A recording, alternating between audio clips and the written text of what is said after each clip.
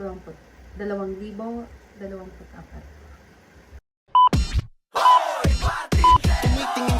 Muling nagbabalik ang Sabayang Pagbigkas online video contest para sa taong 2024. Maaaring sumali ang mga kasalukuyang naninirahan sa Aotearoa, New Zealand.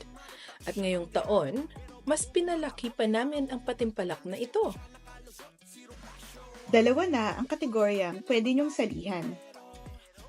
Pwedeng sumali sa isang kategoryang pamilya o pambarangay, ang isang pamilya o isang mas malaking grupong pamilya. Kinakailangan lamang na may 2 man lang na batang may edad na 6 hanggang 18 taon na kasama sa grupo.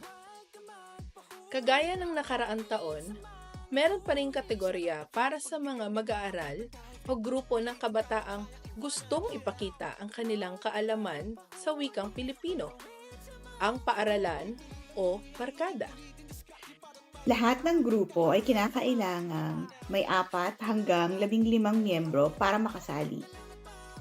Ang video entries ay mahuhusgahan sa pamamagitan ng diction or pananalita, creativity o pagkamalikhain, tunog o lapat, at audience impact o tinatawag nating appeal sa madla.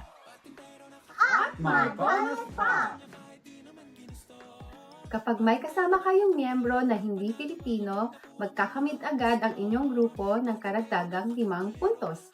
Ito ay dahil sa paghihikayat ninyo na matutunan at pahalagahan ang wikang Filipino. Ang mga mananalong kampiyon sa bawat kategorya ay makakatanggap ng $1,000 na perang premyo.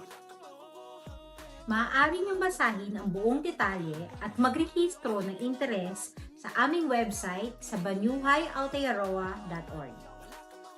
Huwag na mag-atubili pa! Pahalagahan ang wikang Filipino. Somebody's better if I won't. Oh no, huwag naghahanap pa ng tiyempo. Let's go!